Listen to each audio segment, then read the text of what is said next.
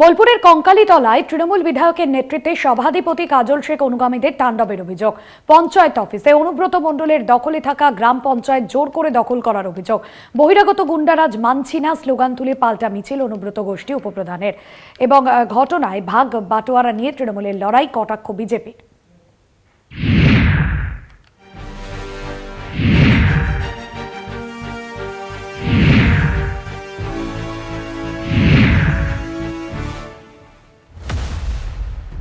বীরভূমের মাটিতে প্রকাশ্য তৃণমূলের গোষ্ঠীদ্বন্দ্ব। তৃণমূল বিধায়ক বিধানচন্দ্র মাঝির নেতৃত্বে সভাধিপতি কাজল অনুগামীদের তাণ্ডবের অভিযোগ কঙ্কালীতলা পঞ্চায়েত অফিসে। কাজল অনুগামী বহিরাগতরা বসে পড়েন অনুব্রত মণ্ডলের দখলে থাকা গ্রাম পঞ্চায়েতের আধিকারিকদের চেয়ারে। পঞ্চায়েত ছেড়ে পালাতে হয় অনুব্রত অনুগত উপপ্রধানকে। বোলপুর ব্লকের কঙ্কালীতলা গ্রাম পঞ্চায়েতের উপপ্রধান এবং তৃণমূল অঞ্চল সভাপতি মামুন শেখ অনুব্রত অনুগামী হিসেবে পরিচিত। বহিরাগত গুন্ডারাজ মানছি না স্লোগান তুলে রাতে পাল্টা মিছিল করেন অনুব্রত গোষ্ঠী উপপ্রধান।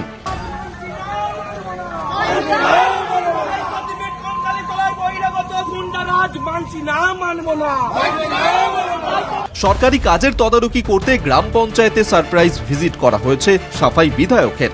বিষয়টি কৌশলগত এড়িয়ে যান কঙ্কালীতলা গ্রাম পঞ্চায়েত প্রধানও। না, কারোর সাথে কোনো দূরত্ব নেই। আমরা তো সবাইকে নিয়ে একসাথে কাজ করতে বিশ্বাসী। আমরা দূরত্ব থাকার কোনো কথাও নেই। আমরা সবাই মিলে একসাথে কোনো প্রোগ্রামে দেখবেন হয়তো আছে আমাদের সাথে। লড়াই নেই, লড়াই আমাদের একটাই হচ্ছে 2026-এ, সেটা হচ্ছে আমাদের যে সাম্প্রদায়িক দল বিজেপি, তার বিরুদ্ধে লড়াই। বীরভূম জেলার সমস্ত টিম বীরভূম আমরা একত্রিতভাবে তার বিরুদ্ধে লড়াই করবো এবং 2024-এ যে রেজাল্ট হয়েছে তার থেকে আরো ভালো রেজাল্ট হবে এবং আমরা 11টা বিধানসভা 11টাতে জিতবো। সিন্ডিকেটের টাকা ভাগ বাটোয়ারা নিয়ে তৃণমূলের লড়াই, কটাক্ষ বিজেপি সহ অন্য বিরোধীদের। স্বাভাবিকভাবে এই যুদ্ধ শুরু হয়েছে, এই যুদ্ধ আরো নিচে নামবে। তৃণমূল কংগ্রেস তাসের ঘরের মতো ভেঙে পড়বে। আগামী যে সময়, সেই সময় তৃণমূল কংগ্রেস 2026-এর আগে তাসের ঘরের মতো ভেঙে পড়বে। এরা শুধু কাটমানি আর টাকা পয়সার লেনদেন, এটা কেন্দ্র করে এদের যে লড়াই চলছে, এই লড়াই চলবে।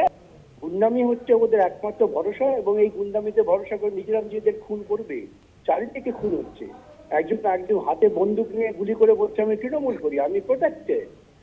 এই রাজ্যে তৃণমূলের গুন্ডামি ওয়েল প্রোটেক্টেড, এই ধারণা ওদের তৈরি হয়েছে। এখন শুধু ওদের বাকি আছে জনগণের ঝাঁটা লাঠি পেটা খাওয়া। সেটার জন্য অপেক্ষা করছে। 26 পর্যন্ত অপেক্ষা করতে হবে না, তার আগেই শুরু হয়। 100 দিনের কাজ, তারপরে এখন ট্যাব।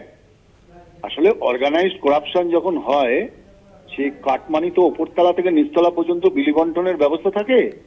তখন চোর চুরি করে এবং যিনি যারা রক্ষাকর্তা তারাই তাদেরকে প্রশ্রয় দেয়। ফলে এরা সরকারি টাকা সাইফনিং হয়, আলাদা পথে ঘুর পথে আবার কালীঘাট আর ক্যামাক্সিডের দিকে যায়। তো ফলে 75 আর 25-এর ভাগ, তো সেটা নতুন আশ্চর্য হওয়ার কিছু নেই। যতই তদন্ত কিছুই বেরোবে না।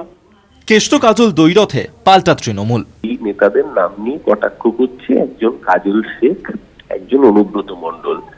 দুজনের নেত্রীর নামে মমতা ব্যানার্জি, দুজনের সেনাপতির নামে অভিষেক ব্যানার্জি।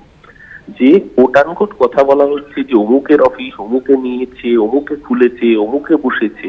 আরে অফিসে আগেও মমতাদির ছবি, অভিষেক ব্যানার্জির ছবি এবং জোড়াফুল পতাকা ছিল, এখনো তাই আছে। কোনো অন্তর্দ্বন্দ্বের বিষয় নেই, কোনো কুন্দলের বিষয় নেই। অফিস তৃণমূলেরই আছে। 16ই নভেম্বর জেলা তৃণমূল কোর কমিটির বৈঠক। তার আগেই কাজল শেখের অনুগামীদের বিরুদ্ধে বিশৃঙ্খলা করার অভিযোগ। স্বাভাবিকভাবেই দুই গোষ্ঠীর দ্বন্দ্বে তপ্ত বোলপুর ব্লকের কঙ্কালীতলা গ্রাম পঞ্চায়েত অঞ্চল। কবে মিটবে এই দ্বন্দ্ব? এই প্রশ্নই ঘুরপাক খাচ্ছে বীরভূমের রাজনৈতিক মহলে। বোলপুর থেকে মনা বীরবংশী, কলকাতা টিভি।